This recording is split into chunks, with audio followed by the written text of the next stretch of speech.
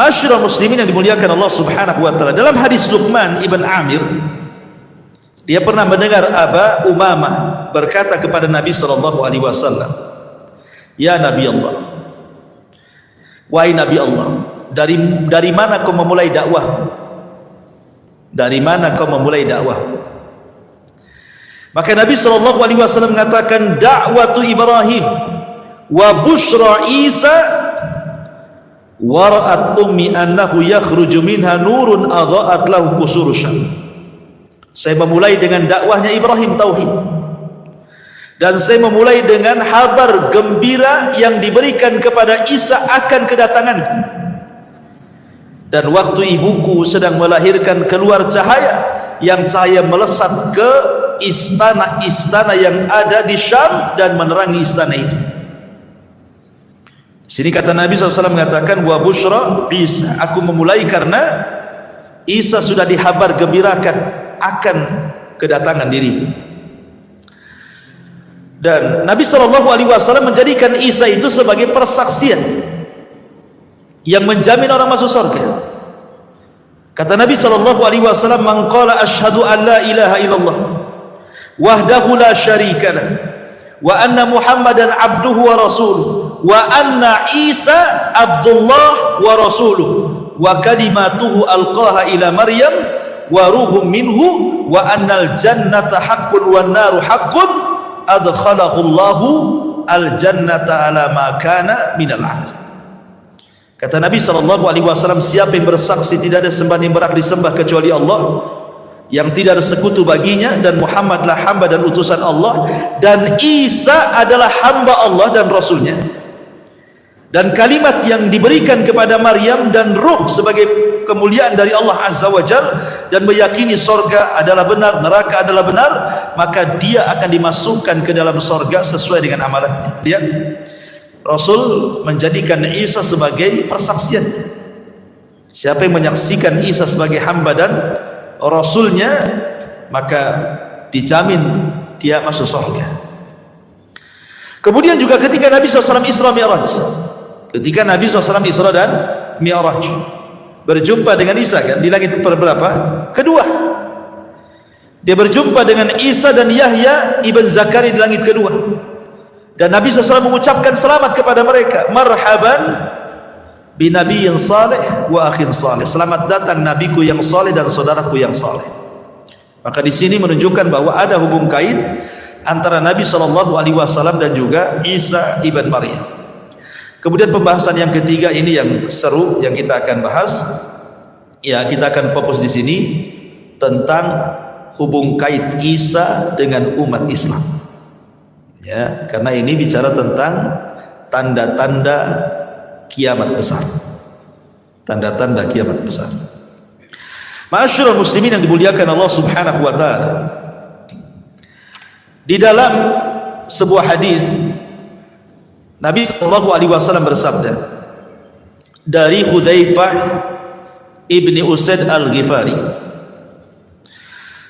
Jadi suatu ketika Nabi sallallahu alaihi wasallam itu lewat di kelompok para sahabat yang sedang berbincang. Rupanya apa yang dibincangkan sahabat? Sahabat sedang membincangkan soal kiamat. Jadi Nabi SAW kemudian bertanya, apa yang kalian bicarakan? Sahabat mengatakan, kami sedang membicarakan tentang kiamat yang selalu engkau kisahkan kepada kami. Maka Rasul SAW mengatakan, lan taqumas sa'ah hatta tarau qablaha asyra ayat. Tidak mungkin tegak kiamat sampai kalian melihat 10 tanda besar kiamat. Kemudian Nabi SAW menyebutkan adanya dukhan, dajjal, binatang yang melata yang bisa bicara, keluarnya matahari dari arah barat, turunnya Isa bin Maryam, keluarnya Ya'juj dan Ma'juj, dan 3 gempa yang berturut-turut dari arah timur, barat, dan jazirah Arab, dan terakhir keluar api yang keluar dari Adan Yaman yang akan menggiring manusia sampai ke Syam. Disitulah kiamat dibangkitkan, kata Nabi.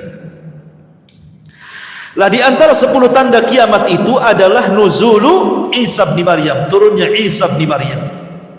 Inilah ada hubung kait alaqah Isa dengan umat Islam. Bagaimana kisahnya? Ini yang menarik, ikhwan. Ma'asyiral muslimin yang dimuliakan Allah Subhanahu wa taala. Ketika kaum muslimin kebingungan karena tidak ada pemimpin yang bisa memimpin mereka dan dunia sudah kacau, maka tiba-tiba Allah Subhanahu wa taala takdirkan seorang keturunan Nabi dari Hasan ibnu Ali. Namanya sama dengan nama Rasul Muhammad dan nama bapaknya sama dengan nama bapak Rasul Abdullah, Muhammad ibn Abdullah Al-Hasani Al-Alawi. Muncul di Mekah.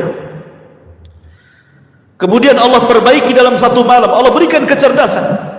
Kecerdasan dalam memimpin, bersiasat, perang dan begitu seterusnya. Akhirnya orang-orang membaiat kepada orang ini yang disebut dengan Al-Mahdil Muntadhar, Imam Mahdi yang ditunggu-tunggu kaum muslimin.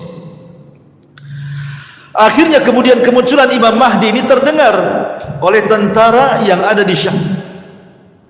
Maka mereka pun datang membawa pasukan untuk membunuh Imam Mahdi. Tapi di antara Mekah dan Madinah ada namanya Baida. Tiba-tiba terjadi gempa dan menghancurkan semua pasukan yang hendak membunuh Al-Mahdi. Allah buat gempa dan Allah masukkan ke dalam tanah.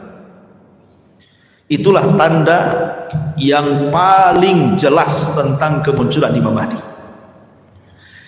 Jadi kalau ada orang yang ngaku Imam Mahdi, harus ada tanda yang ini. Kalau belum ada tanda, ada pasukan yang kemudian ditenggelamkan ke bumi oleh Allah di Baida, berarti Imam Mahdi kaleng-kaleng, ya kan?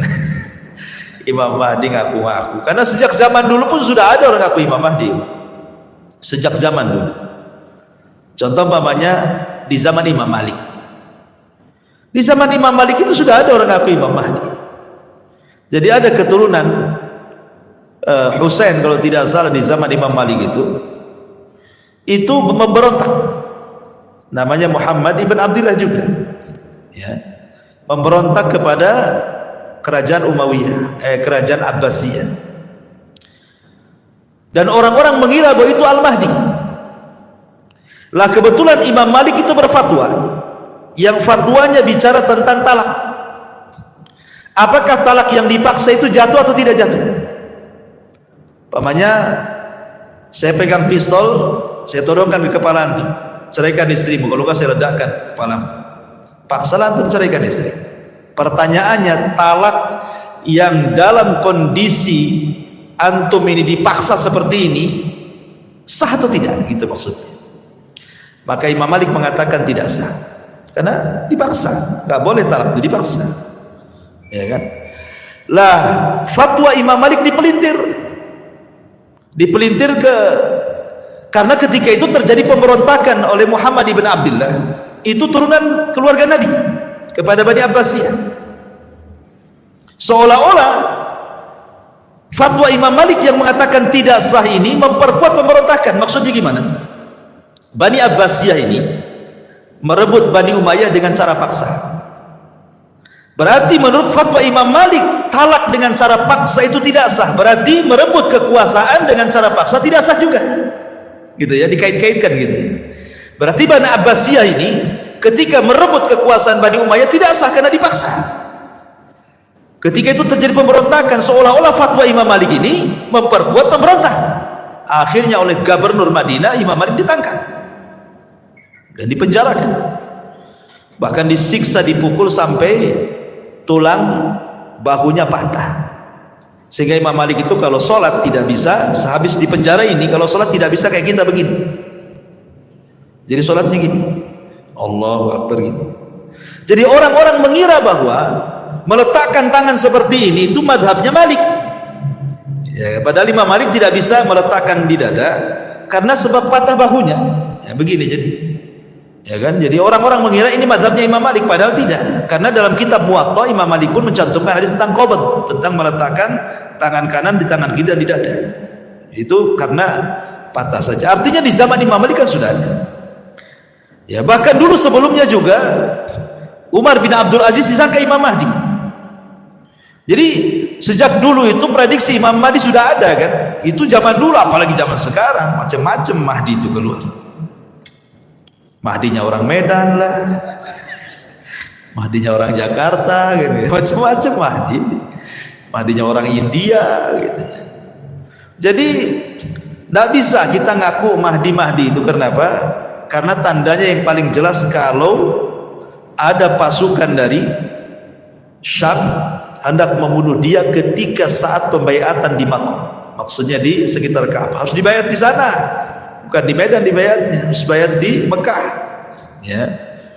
Dan pasukan yang akan membunuhnya harus tertimpa gempa di Baida antara Mekah dan Madinah. Kalau kita mendengar itu berarti memang yang dibayat Imam Mahdi, itu maksudnya.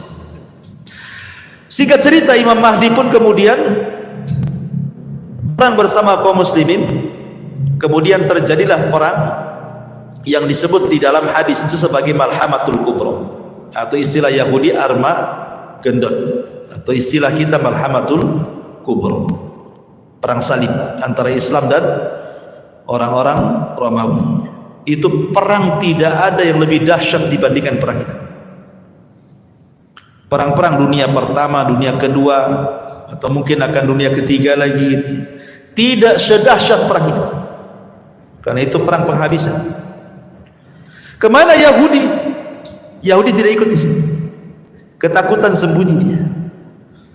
Makanya kemudian ketika Yahudi tidak ikut membantu orang Nasrani, Dajjal keluar, marah kepada orang Yahudi. Karena kata Nabi SAW, Dajjal itu tidak keluar kecuali karena sebuah kemurkaan yang disuruh. Dan dia murka karena Yahudi diam saja ketakutan. Makanya Dajjal keluar di situ. Lah dalam peperangan ini kan kaum muslimin menang. Padahal sebelumnya kaum muslimin bersama orang Nasrani itu ada hubungan untuk menyerbu negara yang bukan ahli kitab, dan mereka menang. Tiba-tiba kemenangan itu diklaim oleh orang-orang Nasrani, maka orang Islam marah dan mengatakan kemenangan ini milik Allah. Makanya kemudian akhirnya terjadi kerenggangan, pembatalan islah, kemudian terjadi perang yang disebut dengan Malhamatul Kubra itu. Singkat cerita, akhirnya ketika kaum muslimin menang, disinilah turun Dajjal. Turun atau Dajjal keluar, bukan turun, muncul Dajjal. Dan Dajjal muncul diikuti oleh 70.000 Yahudi Asfahan, itu pasukan intinya. Kemudian keliling dunia selama 40 hari, 40 malam, dan berhasil menguasai sebagian besar dunia, menjadi pengikut Dajjal. Lah Al-Mahdi tidak bisa melawan Dajjal dengan pasukan sebanyak itu. Akhirnya kemudian Al-Mahdi ini membawa kaum muslimin untuk sembunyi di gunung. Mereka balik ke Palestina, ke Syam, kemudian sembunyi di gunung bersama kaum muslimin. Karena mereka tidak bisa menghadapi Dajjal dan pasukannya. Lah selama mereka bersembunyi itulah, akhirnya mereka pun merasa kelaparan, karena bagaimanapun mereka harus makan. Sampai-sampai dikisahkan bahwa kalaulah ada kepala kerbau itu jauh lebih baik dibandingkan punya uang banyak, karena yang mereka hajatkan makan. Harta ghanimah buat apa kalau tidak ada makanan? Ya. Tetapi kemudian lama-lama mereka kelaparan, berpikir nih kalau kita tetap bersembunyi di sini, kita mati konyol di sini. Kita harus perang. Kita harus menghentikan kejahatan Dajjal ini. Dia sudah memfitnah banyak manusia, kita harus menghentikannya. Maka sepakatlah pasukan bahwa esok hari mereka akan bertempur melawan Dajjal. Walaupun kekuatan mereka tidak seberapa, tapi minimal ini upaya terakhir mereka untuk melawan Dajjal. Imma nasrun wa imma syahadah, menang atau mati syahid, gitu bahasa. Akhirnya kemudian mereka pun tertidur malam itu dengan sangat pulasnya. Kemudian di waktu menjelang subuh mereka bangun. Kemudian Imam Mahdi memerintahkan muadzin untuk mengumandangkan azan. Saat selepas azan itulah mereka dikagetkan dengan langit yang tiba-tiba gelap. Langit tiba-tiba gelap. Kenapa Allah Subhanahu wa taala gelapkan langit? Rupanya disitulah Allah Subhanahu wa taala hendak menurunkan Isa bin Maryam. Dalam keyakinan ahli sunnah dan keyakinan Islam, Isa itu belum mati. Isa itu ditidurkan kemudian diangkat ke langit, dan itu pendapat jumhur mayoritas ulama. Walaupun ada yang menyelisih seperti Imam Suyuti mengatakan Isa itu mati kemudian diangkat tapi nanti akan diturunkan lagi katanya. Tapi pendapat yang kuat bahwa Isa itu belum mati, dia hidup, cuma ditidurkan kemudian diangkat ke langit dan akan turun di akhir zaman. Lah ketika Isa turun, maka Isa kemudian turun dari langit kedua bersama dua malaikat yang mengapitnya. Sampai-sampai Nabi SAW menjelaskan, dia memakai mahrudataini, kain semacam kain ihram yang diapit dua malaikat, ya kan? Kemudian juga di mana kain itu mengeluarkan bau minyak za'faran dan misik. Dan apabila kemudian wajahnya tertunduk ke bawah seperti ini, maka akan menetes air seolah-olah dia habis mandi. Padahal tidak, karena rambutnya keriting kemudian lurus sampai bahu. Dan kata Nabi SAW, warna kulitnya putih kemerah-merahan seperti seolah-olah dia baru keluar dari hammam. Mungkin bahasa kitanya habis sauna lah gitu ya. Jadi bersih Isa itu. Kemudian turun ke bumi. Di mana turunnya Isa? Isa turun di sebuah menara di sebelah timur Damaskus. Lah menara itu, ma'asyiral muslimin yang dimuliakan Allah Azza wa Jal, Manaratul Bayda yang berwarna putih itu sudah ada. Sekarang ada menaranya. Ada di pasar. Ya, di pasar itu ada menara, dan itu sudah umurnya sudah ratusan tahun. Di mana? Di Suriah sana, Damaskus. Ya, panjangnya sekitar ya 15 meteran lebih lah. Di mana Isa itu akan turun di situ. Kemudian setelah Isa turun, maka Isa akan memakaikan baju perangnya. Kemudian setelah dia pasang baju perangnya, kemudian dia menemui kaum muslimin yang ada di gunung yang sedang bersembunyi. Ketika kemudian kegelapan itu hilang, maka mereka melihat di hadapan mereka adalah ruh Allah, ada Isa bin Maryam. Kenapa mereka mengenali Isa? Ya dari ciri-ciri yang disampaikan Nabi akan tentunya, bahwa ini adalah Isa. Maka kemudian Isa bin Maryam pun mulai mengusap wajah-wajah dari kaum muslimin yang tersisa yang ada di atas gunung itu. Kemudian Isa bin Maryam menyebutkan tentang derajat mereka di surga. Subhanallah. Beruntunglah orang-orang yang diusap mukanya oleh Isa, karena Isa menyebutkan tentang derajat mereka di surga. Setelah itu kemudian qomat pun dikumandangkan. Maka Imam Mahdi meminta Isa untuk menjadi imam. Tapi Isa tidak mau dan mengatakan, kalian jauh lebih baik dibandingkan aku. Maksudnya umat Islam jauh lebih baik dibandingkan umat Nasrani. Sebaiknya kalian yang jadi imam. Akhirnya kemudian Imam Mahdi pun memimpin sholat, dan Isa sholat di belakang Al-Mahdi dan kaum muslimin. Selesai sholat, maka Isa kemudian membariskan pasukan kaum muslimin. Kemudian kata Isa bin Maryam, aku berikan kalian 3 pilihan. Aku berikan kalian 3 pilihan. Pilihan yang pertama, aku akan berdoa kepada Allah agar Allah Subhanahu wa ta'ala memunculkan tentara-tentara yang bukan kalian, biar tentara-tentara itu yang akan membunuh Dajjal dan para pengikutnya. Yang kedua, atau aku akan berdoa kepada Allah agar Allah Subhanahu wa ta'ala mengirim gempa untuk menenggelamkan Dajjal ke dasar bumi dan pasukannya, dan kalian tetap tinggal di sini. Kemudian yang ketiga, atau kalian siap berjihad dan aku pimpin perang.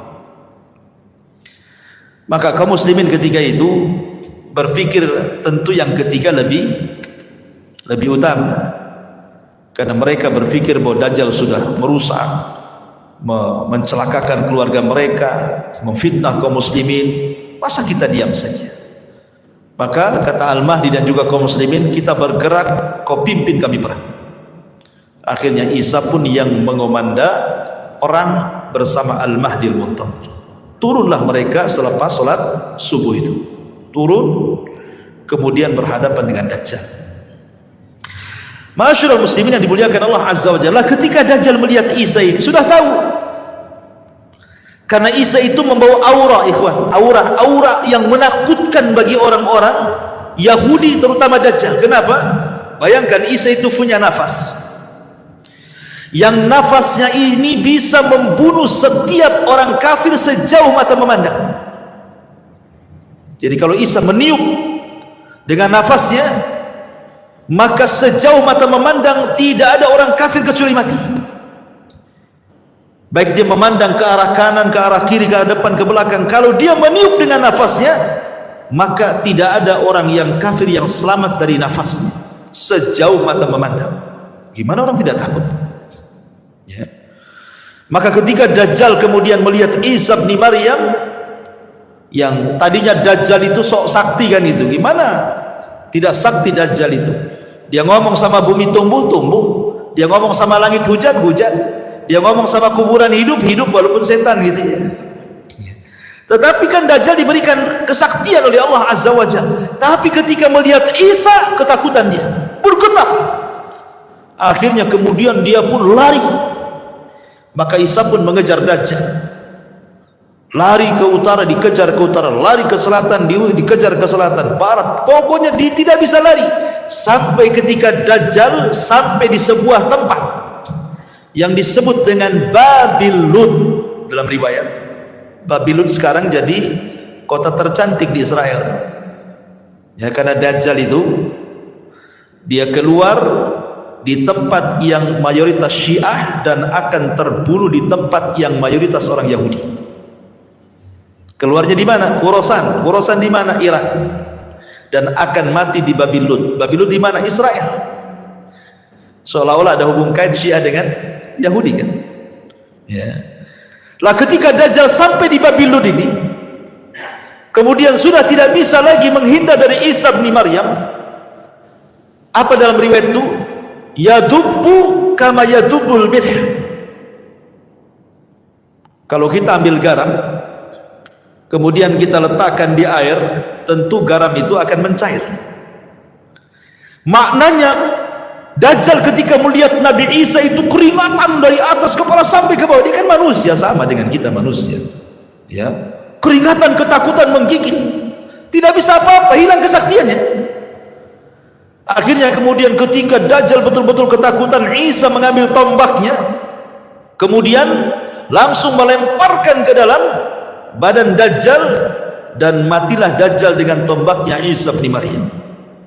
Ketika Dajjal mati, dicabut tombaknya, darahnya masih ada di ujungnya, kemudian diangkat ke atas, memberitahu orang-orang Yahudi bahwa Dajjal sudah mati, dan memberitahu kepada kaum muslimin bahwa kita sudah menang. Maka kaum muslimin ketika melihat pimpinan mereka Dajjal mati, orang-orang Yahudi dan para pengikut Dajjal ketika pimpinan mereka mati, mereka pun tunggang langgang dikejar kaum muslimin. Tidak ada satupun tempat persembunyian kecuali memberitahu. Kalau orang Yahudi sembunyi di batu, kata batu, "Hei muslim, nih di belakang ada Yahudi, bunuh dia." Kalau dia sembunyi di balik pohon rambutan, kata rambutan, muslim nih, di balik pohon saya ada Yahudi, bunuh dia. Tidak ada satupun tempat persembunyian kecuali dikasih tahu. Alamat kiamat, ikhwan. Ya. Maka ketika itu, masyarul muslimin yang dimuliakan Allah Azza wa Jalla, Dajjal mati. Kemudian orang-orang Yahudi sebagian mereka menyerah, sebagian mereka lari bertunggang langgang bersembunyi, sebagian mereka dibantai, dibunuh, dan begitu seterusnya. Maka setelah kemudian Dajjal meninggal, maka Isa kemudian meminta kepada seluruh ahli kitab, baik Yahudi ataupun Nasrani, agar mereka masuk Islam. Kalau tidak, maka mereka akan mati. Pilihannya cuma dua, masuk Islam atau mati. Ya, tidak ada jizyah. Ya, kalau di zaman Rasul ada jizyah. Kalau anda tidak masuk Islam, nggak apa-apa, tapi bayar upeti. kan begitu ya, hatta yu'tul jizyata ayyadi wa musagir. Tetapi di akhir zaman tidak ada lagi jizyah. Makanya dalam riwayat, di antara Muhammad Isa itu, di antara tugas Isa selain membunuh Dajjal adalah meletakkan jizyah. Tidak ada lagi jizyah, tidak ada lagi upeti. Yang ada cuma dua pilihan, masuk Islam atau mati. Dari situlah tidak ada satupun ahli kitab kecuali masuk Islam. Tidak ada satupun ahli kitab kecuali masuk Islam. Dan ini disyaratkan dalam Al-Quran, wa in min ahlil kitab illa la yu'minanna bihi qabla mauti. Dan tidak ada satupun ahli kitab kecuali akan beriman kepada Islam lewat Isa sebelum kematiannya. Semua masuk Islam ya. Lah ketika kemudian semua masuk Islam, apa yang terjadi? Walau anna ahlal qura amanu wattaqau la fatahna alaihim barakati minas sama'i wal ardh. Kan begitu. Kalau penduduk negeri itu beriman dan bertakwa, maka berkah dari langit dan dari bumi Allah buka selebar-lebarnya. Ketika bumi tidak ada orang kafir, semua muslim, apa yang terjadi? Berkah bumi, langit hujan, kemudian bumi menumbuhkan tumbuhannya, sampai-sampai dikisahkan ada orang masuk ke cangkang buah delima itu, bisa 10 orang masuk ke cangkangnya. Anda bisa bayangkan sebesar apa tuh delimanya itu. Ya. 10 orang masuk ke cangkang delima lo bisa masuk tuh. Saking suburnya gitu ya, saking berkahnya negeri itu. Makanya Rasul mengatakan, tuba, keberuntunganlah bagi orang-orang yang hidup di saat Isa bin Maryam hidup di akhir zaman. Karena nggak ada orang kafir, semua Islam, ya otomatis kan berkah semuanya, langit bumi berkah. Ya. Ma'asyiral muslimin, sampai dijelaskan, sampai tidak ada satupun binatang buas yang kemudian memangsa hewan lainnya. Jadi umpamanya kambing dengan harimau berkawan, gitu maksudnya. Singa dengan unta berkawan, nggak ada hasad-hasadan, itu nggak ada gitu. Sampai seperti itu gitu loh. Ya, sampai hewan-hewan buas dengan hewan zina itu bersahabat. Saking berkahnya ketika Isa itu diutus oleh Allah Azza wa Jalla, diturunkan ke bumi itu setelah meninggalnya Dajjal. Tetapi apakah kemudian berlangsung lama? Tidak juga. Rupanya setelah fitnah Dajjal ini ada fitnah yang jauh lebih dahsyat lagi. Mereka sedang enak-enaknya dapat berkah, ya kan? Hidup tenang, hidup nyaman, berkah di mana-mana. Tiba-tiba muncul alamat kiamat yang ketiga. Munculnya Ya'juj dan Ma'juj. Tiba-tiba benteng yang pernah dibangun Dzulqarnain itu jebol.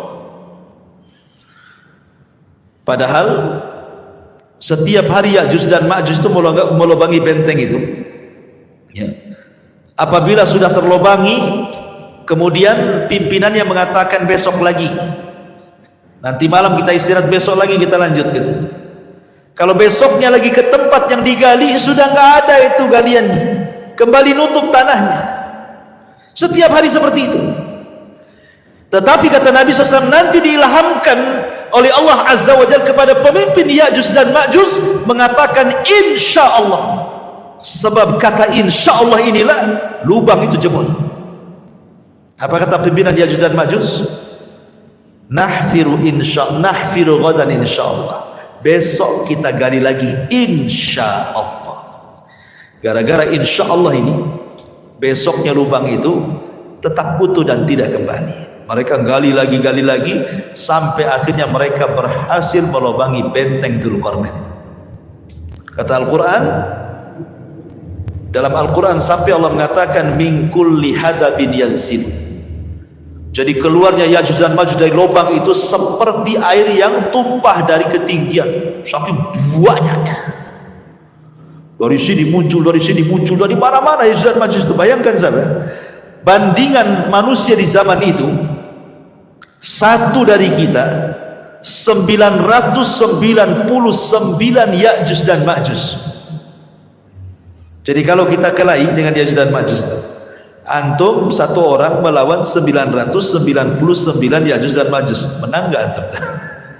Akan menang 10 orang aja. Kau antum 999 pula kan gitu ya, 1000 dikurangi 1, ya nggak mungkin menang.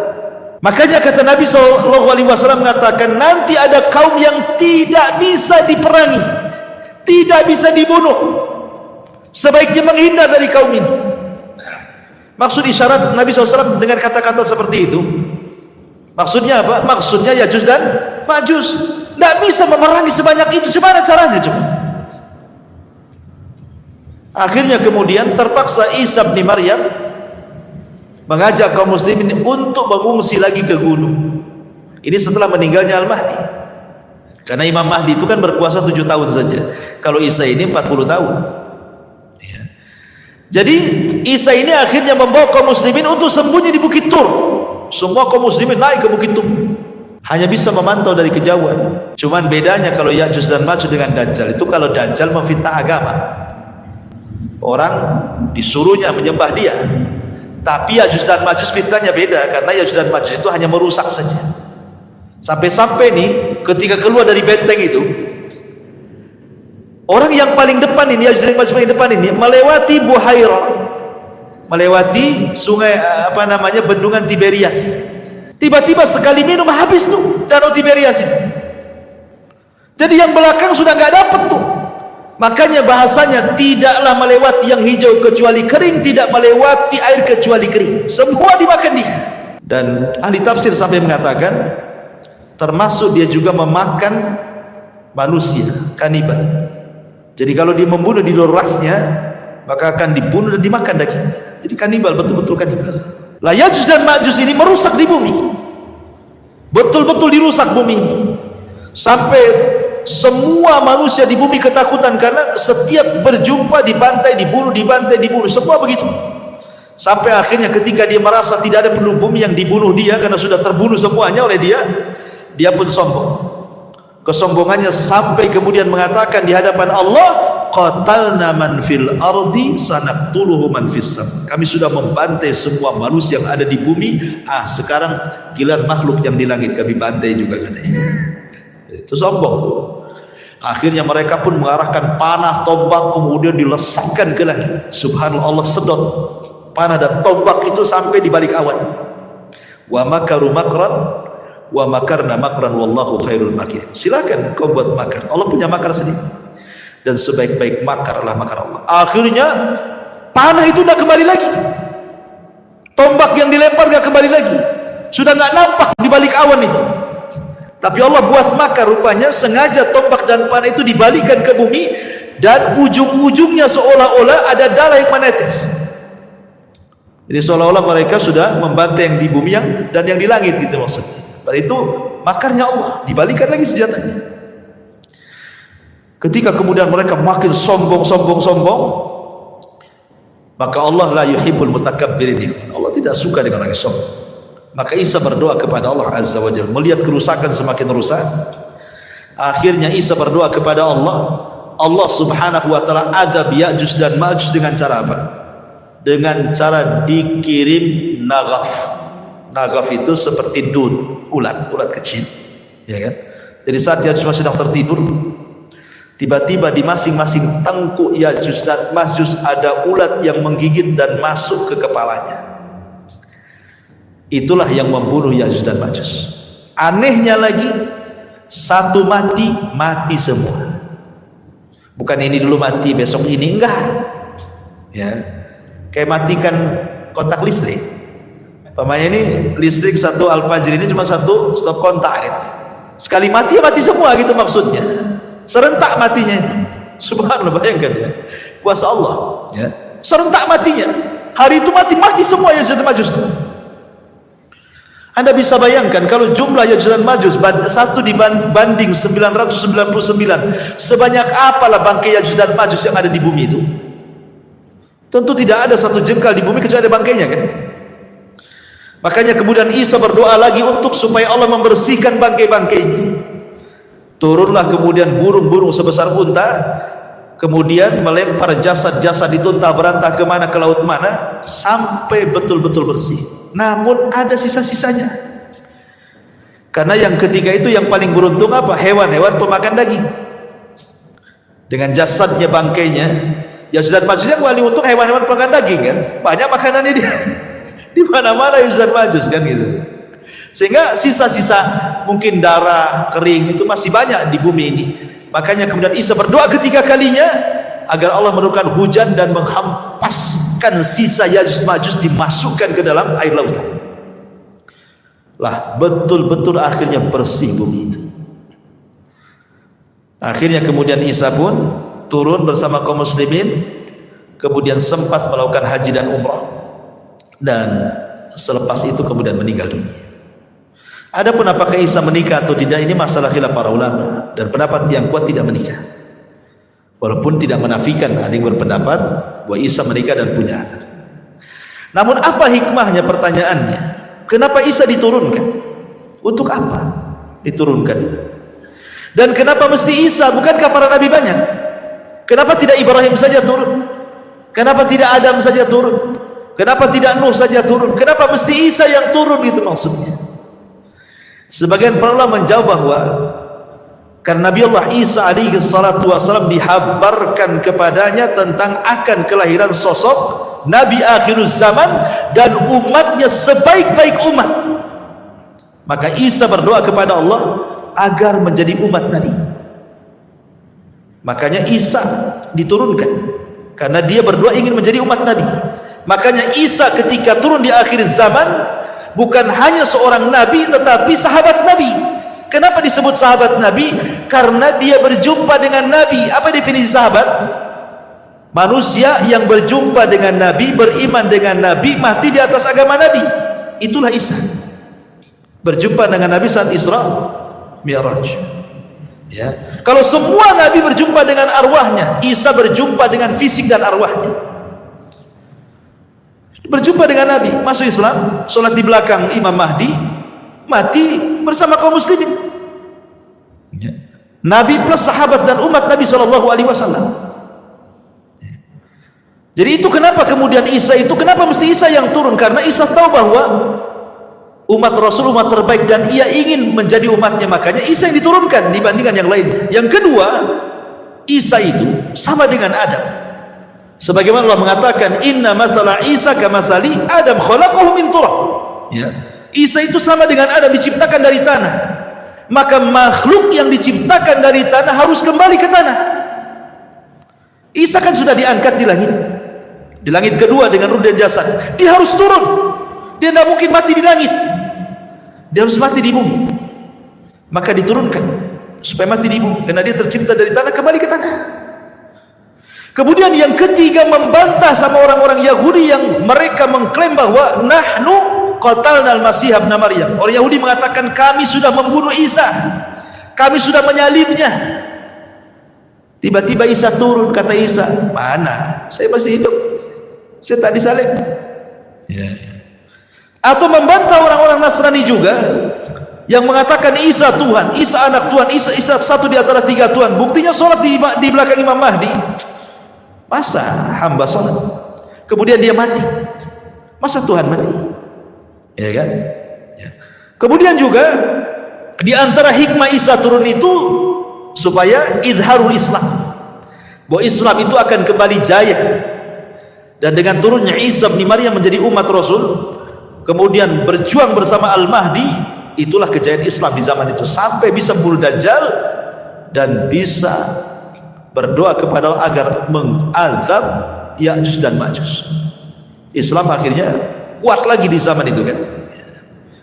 Ma'asyiral muslimin yang dimuliakan Allah Azza wa Jalla, dan itulah di antara hikmah kenapa kemudian Isa diturunkan ke bumi. Dan dari sini kita tahu bahwa ada alaqah, hubung kait antara Isa dengan umat Islam di akhir